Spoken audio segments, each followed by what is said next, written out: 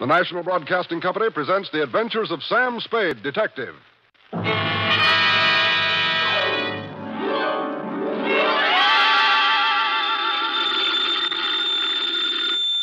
Sam Spade Detective Agency. Me, sweetheart. Sam. Now take it easy. The papers are on the street. I saw them. So did I. There'll be some red-faced editors ducking behind their green eye shades tomorrow. What do you mean, Sam? You don't print up the score until the returns are all in, F. This applies to presidential elections, boxing matches, and executions at San Quentin Prison. Sam, you mean Willie? I mean Willie. Batten down the hatches and turn over your foam rubber cushion, Wonder Girl, for even now I'm homeward bound with a stride-by-stride account of a 12-hour marathon, which I shall call, for obvious reasons, the Hail and Farewell Caper.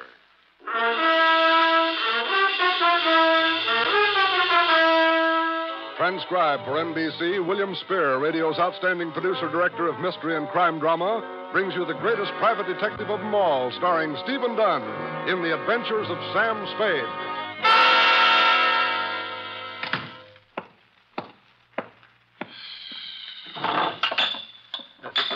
I've been robbed. Effie? Sam? Trot in here this minute. Oh, yes, sir. Have I done something? That's what I was about to ask. Have you been sticking your delightful, freckled-covered, upturned little nose into my schnapps bottle? Well, answer me, girl. Sam, you know I don't do... All right, then, who? Well, the nervous little man who was here did open the drawer to find a pencil and paper and leave a note. Okay, you're clear. Oh, Sam, what about the little man? A good and leading question, F. Shall we attempt an answer? Oh, I'm at the ready, Sam. Shoot. Date, fill it in. To Justice Edward Benjamin, State Supreme Court, from Samuel Spade, license number 137596. Subject, the Hail and Farewell Caper. Dear Justice Benjamin, my relationship with the spindly little man goes clear back to a week ago, Thursday, possibly even before that. But that was the day I first noticed him. I remember it was Thursday because I was having corned beef and cabbage at Schroeder's. With him, it was a glass of water at the next table. He was paying little mind to the menu, having decided to spend the lunch hour staring at me. A couple of times, he put down his glass of water and pushed back his chair as if he were going to come over and talk. But he changed his mind. I put away the corned beef and cabbage and was halfway past the pie when he finally did it. Excuse me, sir. Hello? You, sir, are Mr. Spade? I am. The detective, Sam Spade Detective Agency? At your service, sir. Now, what can I... You see, do you have a match? I gave him a match, and he thanked me and went out. On Friday, I saw him in Ben's grotto over a plate of wrecked sole. We got just about as far, then he returned the match he owed me. The following week, I saw him 4 times, once as I was going into a show, once at the post office, and twice as I was going into my office building. Each was the same. We'd get up to the point where he was about to tell me something, then he'd back down and ask me what time it was, or did I have a horse in the fifth at Golden Gate, or would I lend him a cigarette. Then he'd bustle off as fast as his spindly little legs could carry. And thus matters stood yesterday. Place, my office, time, 1:37 p.m. Sam Spade. Mr. Spade, this is a gentleman who Yeah, don't tell me I know the voice. Now, what is it this time? I do like to see you, Mr. Spade. I must see you. I know. I'll save us both a trip. The It is date vital. is April 26th. The time is 1:38 p.m. All It is trains, really urgent. planes, and streetcars are leaving on schedule. The most And for the important- favorite at Golden Gate tomorrow, consult your nearest Please, bookie. please, sir, please, Mr. Spade, please, do not jest. This is a matter of life and death. I see. Fine, then. I'll see you tomorrow for lunch, huh? I won't be here, Mr. Spade. Oh, where'll you be? Dead? Dead? Look, I'm tired of this, I'm Mr. really- Spindley. Give it to me straight or sign off. Now, what is it? You've got to listen to me, Mr. Spade. It's most important. It's a life or death. It's a life... Hello? Mr. Spindley?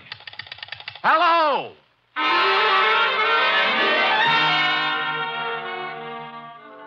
It almost seemed as if he were in earnest this time, so I didn't hang up. I hustled down the hall to the next office, found another phone, and sweet-talked the supervisor into tracing down Mr. Spindley. It was a pay booth in a drugstore opposite the Park Emergency Hospital. The clerk in the drugstore was just getting over it when I punched in. Spindley had collapsed in the booth and had been hauled across the street to the hospital. On the bed there. Oh, thanks, Doctor. Life and death, Mr. Spade. Terrible. You've got to stop it. It's murder. He's been Legal muttering murder. like that ever since we brought him I know in. to- Yeah, hop, huh? I know. The legal kind. You see before you an overdose of sleeping tablets. You mean he tried to kill himself? I can't think of an easy way anyone could feed him 2 full bottles, can you? Pull through? Probably. I gave him a good pumping. Don't let them do it. Don't. All right. It's all murder. right. Now, murder. Mr. Doe, don't carry on so. But I know who did it, sir. You must stop him. All right, all right. I know who Take it easy. He's got a lot of strength for a little guy. Mr. Doe, huh? No name. Yeah, nothing to identify him. Funny thing, that. What do you mean? I'd almost guarantee the man's undernourished, hasn't eaten for days, shabby clothes, and so on. Yet look at the roll I found in his pocket. How much? Almost $800. Oh, did you find anything else? Yeah, this. Huh?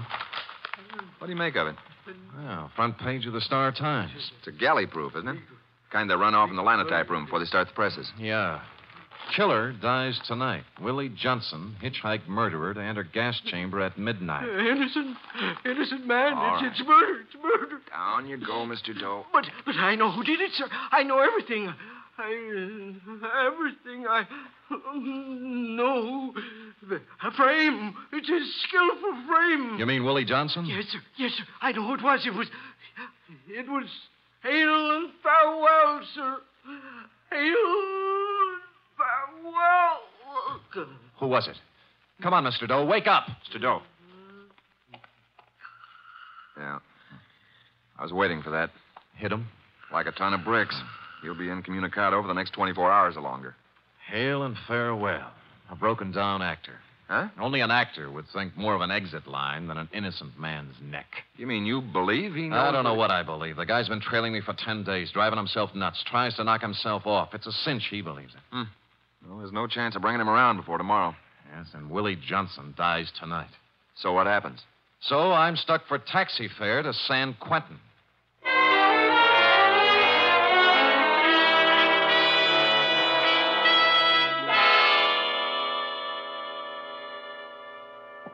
Believe in him? Believe in Willie Johnson? Yeah, I know you're his lawyer, Mr. Grayson. But I'm his lawyer because I volunteered to serve you, Mr. Spade. I've been in the law a long, long time. I've defended a lot of phonies.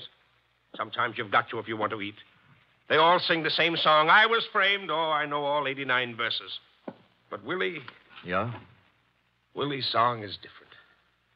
Because Willie Johnson's an innocent man. Willie was framed. 4 appeals. 4 appeals, 4 stays. And we've had our last one. It's folded up now, Spade. I'm going to take the walk with him at midnight. So do something for me, will you? Sure, sure. When you walk into a cell, remember you're talking to a man who's going to die in less than 8 hours. We're trying to build his spirit up so he can go out with the colors flying, you know? Yeah. Don't give him a lot of false hope, Spade. Because there isn't any.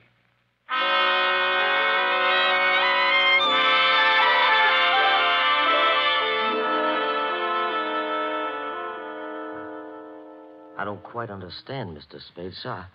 I told my story so many times. I'd like to write something about you for the papers, Willie. Oh. Yes, sir. But all the newspaper gentlemen been here and gone. Yeah, I know. Could you tell it just once more, Willie?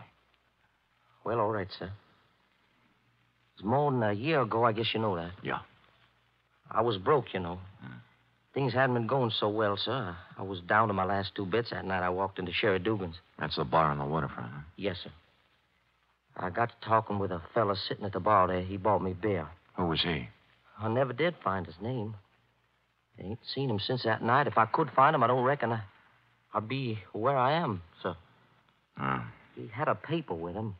Was reading the classified ad section. You know the part about autos, transportation, so on? Yeah. Well, there was an ad there. I'd say we'll pay $500 plus expenses to drive car to Mexico City with a phone number. Mm-hmm. And the fella said if he were in my shoes, he'd call up and inquire, so I did. I inquired, and I got the job. Well, sir, about an hour later, I met a man with a car at Southern Mason by the gas station there. And he gave me the $500, and I start out for Mexico City. Who was he, Willie? Never found his name either. We tried, too, Mr. Grayson. Me. Never could find him. I see.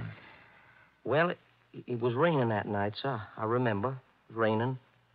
And I hadn't gotten more than 50 miles south of town, somewhere around Morgan Hill it was, when a siren blew off behind me, and the first thing I knew, well, they was asking me questions about a girl. A girl named Georgia Lyon. Uh-huh. It was her car, it seems, and the officer claimed I stole it. They made me raise my arms, and they searched me. And there was a knife in my pocket, you see, with blood on it. There, and I don't know how it got there. And the $500, that had blood on it, too. And there was blood on the seat. And when they opened the Tuttle back, there she was. This Georgia Lyon I told you. All doubled up there and dead. And they said I'd done it for the money in the car. And I guess I just went crazy, Mr. Spade, with this all coming at me at once that way. You see, I tried to make a break for it, and I got away. And I knew it was a terrible wrong thing to do. I know that. Yeah, what about the trial, Willie? Well, sir, Mr. Grayson done everything in his power, sir. And so did I. I told the truth as close as I could recollect it, but it didn't make no sense. We never found the man in the bar or the man who drove up in the car. What about the phone number in the ad? Oh, that turned out to be a fancy dress shop on Powell Street called Mason Francine. And the classified ad, sir, that was the queerest thing of all. Well, what do you mean? Well, Mr. Grayson went through every newspaper in the country for 2 weeks either side of the night, and there wasn't any such ad in any of them. So they said I was lying. They said I was lying. I made it all up in my head. And now they're going to kill me for it. Yeah. I don't know, Mr. Spade. I've heard it so long now. Maybe I did kill her. Maybe they're right. Maybe they're right. But there was something in the way he said, maybe they're right. I told you they were wrong. I thanked him and told him I had what I wanted for my story and said goodbye. There was no hope in his face, but no despair either. He knew what was coming, and he was ready. And that's all. I hit the homeward-bound commuters on the wrong side of the Golden Gate Bridge, so it was almost 7 when I checked in at Sherry Dugan's bar on the waterfront. A girl was sitting 3 stools down from me, a class-type dame in a black file suit from Magnum's, and a hat that must have set some good-time Charlie back $50. That's the kind of a dame you'd expect to be sitting in Sherry Dugan's, least of all as drunk as she was. Well, here you are, Jack. 60 cents. Thank you. Wait a minute. Huh? This is a one-man operation, isn't it? Yes, why? Well, then you'd be Sherry Dugan, huh? No, I bought the joint from Sherry a few months back. Why? Well, I'm doing a story for the papers on Willie Johnson. Tell me, was Sherry here on the big night? Oh, yes. Only Willie Johnson wasn't. You could look it up, what Sherry testified. Where is he now? Oh, South America. And there he'll stay. You know why? Why? Sherry has brains. For a man in his shoes, there's no better place right now than South America. Oh? Well, tell me more. He needed a rest the worst way, Sherry did, after all he'd been through. Tending bar can be difficult at times, right, Tim? Oh, yes, indeed. Show me a good bartender, and I'll show you a barn diplomat. And more besides. Yes. Well, here's to Sherry, wherever he is. Keep running, Sherry. Keep running. You know, Sherry's like a dog running away from a can tied to his tail. We all are. Who's we? All of us, the world. Give me another drink, Tim. Oh, now, listen, lady. I don't think I'd Don't better, give me any lip. This is a first-class wake, isn't it? A send-off for Willie, isn't it? Well... Poor. Oh, all right. Marilyn, what are you doing here? Oh, just in time, Georgie. Sit down. Come on, we're going home. Take your time, George. 2 of the members present. 1 more. We'll have a quorum. Pour him a drink, Tim. You want me to carry you out of here? Might be fun. Where's Daddy? Pacing the floor. Now, come on. You know something, George. You've got a can tied to your tail, too. No use running, George. Oh, you're out of your head. Whatever made you come here? Kind of appropriate, don't you think? Special night tonight. Black dress. See, all fixings. Gonna have us awake. Not here we aren't. Are you coming? Nope. All right. Where we go? Going home. Bye, Timmy. And you, whoever you Hey, wait are. how about to have a... Hold it. Oh, How much does she owe you? that's $3.45. Here. It's worth it. Now tell me, who is she? Oh, it's a model. Some dress shop uptown. Oh? Like the Maison Francine, for instance? Yeah. How'd you know?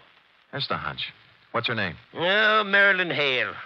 Her old man runs the Star Times, you know, the publisher. Yeah. The guy is his partner, George Farewell. You must have heard of the firm, Hale and Farewell. I had, but it was a slightly different reading from the one Mr. Spindley gave me at the hospital. I looked at my watch. Willie was 4.5 hours from the end of the line when I took off for the press room at the Star Times.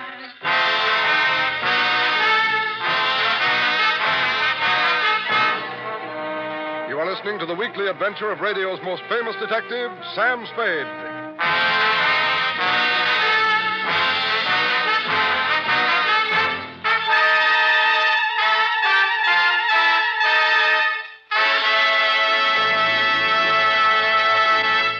Three chimes mean good times on NBC. There's fun and music for you tomorrow evening with the Dennis Day Show. There'll be songs by Dennis and another typical tangled comedy situation, the kind of hilarious mix-up that could happen only to Dennis Day.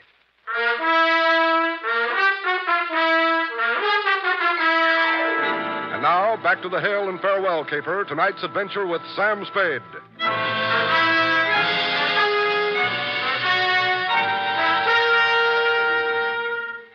Time 8:11. I got out of the elevator in the basement of the Star Times building on Mission Street and started looking for the press room foreman, somebody named Joe Fortescue. I finally found his feet sticking out from under a sick linotype, hauled him out, and tried to make him understand what I wanted. Yeah, I know who you mean. I know, a little bandy-legged guy. Can't hear you. I say, he's a little bandy-legged guy. Yeah, that's the guy. Hello, what about him? Come on. Go ahead, you first. Now, who is he? Charlie Forrest, he's nuts. I know, but that's not what I care. Been off his rocker for a year. Look, you see that picture on the wall over your head? Yeah. That's Mr. Hale, the Iron Fist. Oh. Won't tolerate no inefficiency, you understand? But this screwball, this Charlie Forrest, I personally canned him twice, and both times Iron Fist sends it back to me. Yeah. So it don't make no never mind to me, brother. Leave him come to work, stewed all the time. Leave him lay off for 2 straight weeks like this time. Don't make no never mind. Yeah. Now, look, I'm up with you now. How long's Charlie been this way? A year or so. I know just when it started. When Willie Johnson was hauled in on the hitchhiking killing, right? Oh, you've been talking to Charlie, huh? Yeah. Funny thing how that hit him. You'd find him sitting in a corner by himself, mumbling all the time about the guy being innocent. Mm-hmm. What do you suppose Charlie had to do with that? Oh, I don't know. Got real crazy toward the end, you know. Said he was killing Willie Johnson. And you'd ask him with what, and he'd say a linotype machine and a hunk of newsprint. One day he even offered to prove it, you know. How? Oh, I don't know. He said he had proof. He said he had the evidence that would save Willie's neck, hid in his room. Boy, was he off his trolley. Look, I've got to find out where he lives. They don't know upstairs. I don't know. We don't know downstairs neither. He moved out of his apartment 3 weeks back, and don't nobody know where he went. Look, he was in this morning. Picked up a galley proof of page 1. Hey, that's right. Yeah. I'll tell you who might know where to find him. Oh, come on. Yeah, about 10 o'clock he leave here. Said he was going to look him up. Somebody named Spade. Thanks. Sam Spade. He's a detective. That remains to be seen.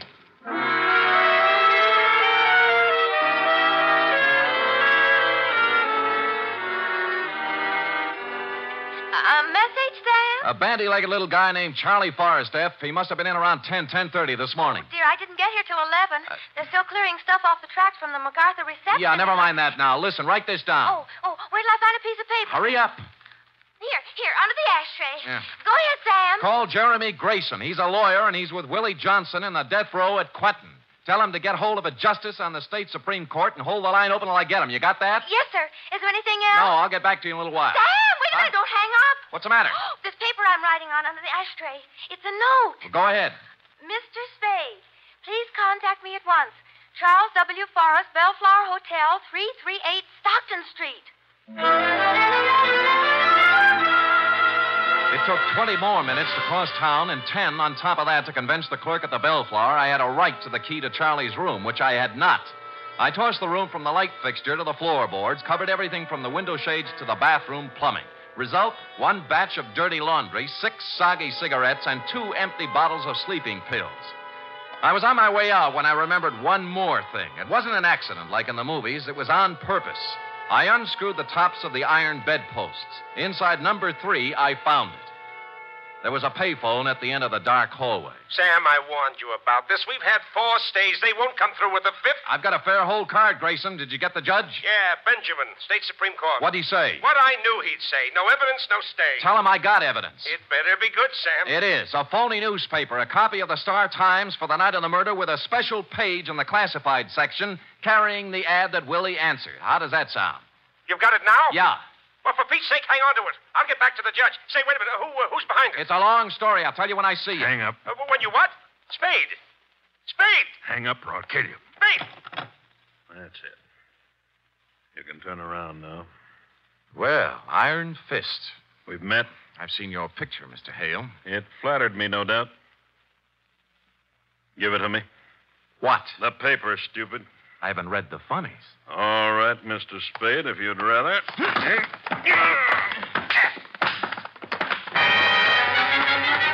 Iron Fist knew other games besides publishing. He moved up, I went for the gun, which suddenly wasn't there, and he was giving me a fast demonstration of judo for beginners.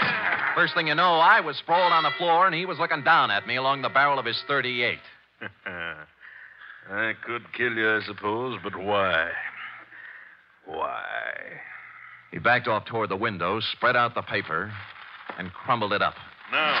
You know what you're doing with that match, Hale. Shut up. You're burning Willie Johnson at the stake. I said shut up.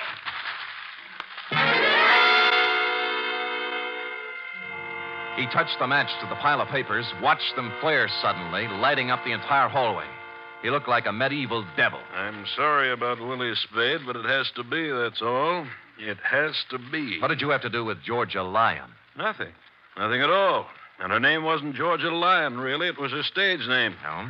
Her real name was Farewell. Your partner's wife? Why, Spade, didn't you read the testimony at the trial? She was leaving George that night. She'd made a noble decision to walk out of his life and leave him free. For your daughter, huh, Marilyn? That's right. And it was such a tragedy Georgia had to run into Willie Johnson the very night she left. Wasn't it, Spade? Wasn't it?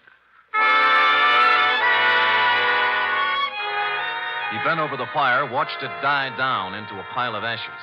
I was looking at something else. A draft from the stairwell behind me had picked up a glowing scrap and set it down at the foot of a sleazy window curtain behind him. Well, that's it, Spade. The last of Willie Johnson. The last of what? I hit him at the knees as the curtain went up in a blinding flash. No judo this time, just an old-fashioned hammerlock. Let me go. Come on, give me that gun. No, the fire. I'll break your arm, Hale. I'll break your arm. There. Well, that's better. Now get up. Get up. Hale, stop. Hale!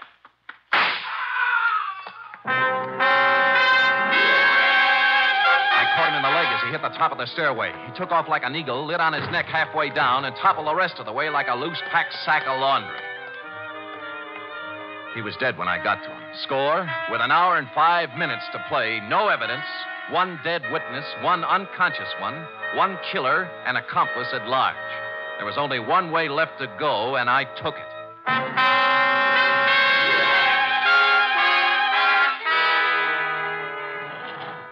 Floor, please. George Farewell's apartment. That's the penthouse. Yeah, is he home? Oh, I don't know what's the matter up there, sir. I think something's wrong, awfully wrong. He went up there early this evening with a young lady, and the door to the roof is locked at the 8th floor. That's never happened before. Any other way up? Well, you might try the fire escape if it's urgent. It is. So I climbed the fire escape at the 8th floor and went up onto the roof. Or rather, into George Farewell's patio. I worked my way through a maze of potted shrubbery around a fish pond with a fountain in the middle. Piano music was coming through a pair of French doors. But before I saw where the music was coming from, I knew it was the radio and not the piano. Because the piano, a 14-foot grand, had George Farewell sprawled across the keyboard with a bullet through his head. I crossed to the set of French doors on the other side of the house. And there I saw her, standing up on the 3-foot parapet surrounding the roof, looking 8 floors down into the street. Don't come any closer. You're not really going to jump, Merrill.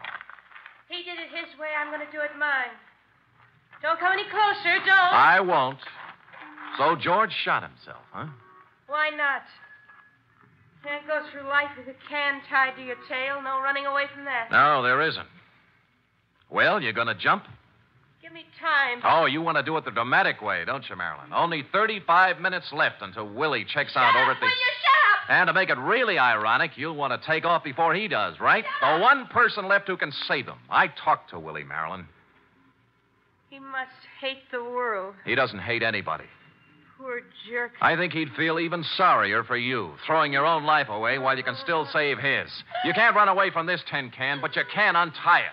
You can climb down off that wall and ride over to Quentin with me. You can tell him George Farewell killed his wife, that the three of you and the little linotyper made a pigeon out of Willie. I held my breath. She swayed, looked down into the street, poising herself. Then she turned round and stepped onto the roof again.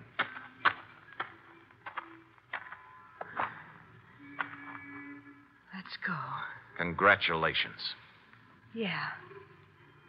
Only George Farewell didn't stab his wife that night. I did.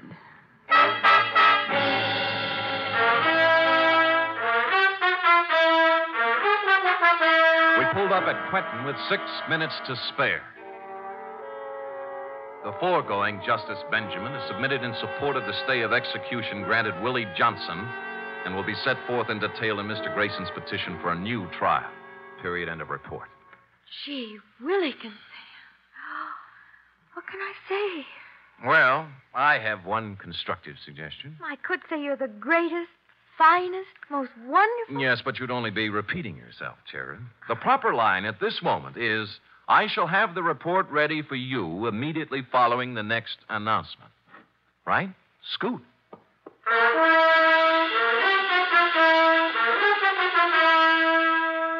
Three chimes mean good times on NBC. Listen to the stars on this Sunday's big show. Jimmy Durante, Ethel Merman, Milton Berle, and Gordon McRae, plus Meredith Wilson and his orchestra. Your MC on the big show, of course, is the glamorous Tallulah. You're invited. Here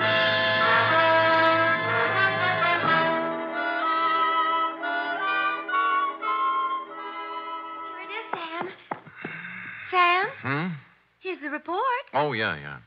What are you writing, Sam? Look, how's this? Man of the world, dashing, debonair, cosmopolitan, temporarily at liberty, desires employment. Sounds wonderful. Thank you. What does it mean? All right, we'll drop it down a few notches. Private investigator, accomplished raconteur, will tell troubles to listening public. Nice telephone voice. Contact Sam Spade, 1 East 48th Street, New York. 1 East 48th Street? Yeah, my address during the summer months, Cherub. You got it? 1 East 48th Street, Mm-hmm. New York City. Mm-hmm. Oh, maybe a lot of people will write, Sam. I'm sure they will. Think so? There'll always be a Samuel Spade Incorporated. Will there? Look ahead. Smile through the tears, Sam. I am. The day will come soon again when When the phone will ring and you will say... Sam Spade, detective agency. Yes, and I will say... Me, sweetheart. Buck up, old girl. Stout fella, stiff upper lip. Good show. Not goodbye, but au revoir, Sam. Hail and farewell. Good night, sweetheart.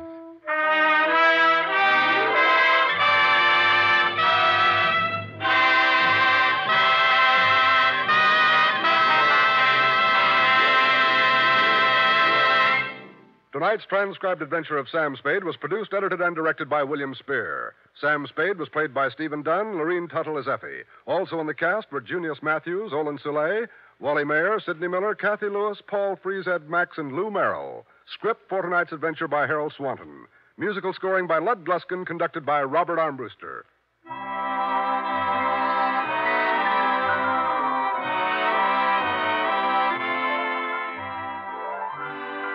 This is NBC, the national broadcasting company.